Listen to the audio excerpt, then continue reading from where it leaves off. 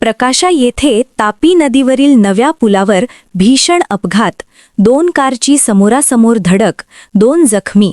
शहादा तालुक्यातील प्रकाशा येथे तापी नदीवरील नव्या पुलावर आज 2 मोटार कारची समोरासमोर जोरदार धडक होऊन भीषण अपघात झाला. या अपघातामध्ये 2 प्रवासी गंभीर जखमी झाले असून दोन्ही वाहनांचे मोठ्या प्रमाणात नुकसान झाले आहे.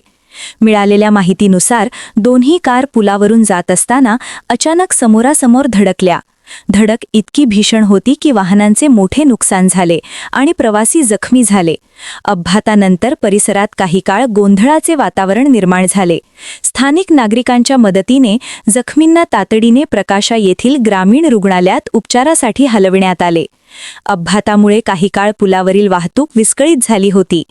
घटनेची माहिती मिळताच प्रकाशा पोलिसांनी घटनास्थळी धाव घेत अपघातग्रस्त वाहने बाजूला करून वाहतूक सुरळीत केली. दरम्यान अपघात नेमका कशामुळे झाला याचा अधिक तपास पोलीस करत आहेत. ई-मराठी न्यूज नेटवर्क. सामान्य जनतेचा आवाज थेट तुमच्यापर्यंत. ई-मराठी न्यूजच्या ताज्या बातम्या आणि नवनवीन अपडेट्स मिळवण्यासाठी आपल्या YouTube चॅनलला सबस्क्राईब करा लगेच.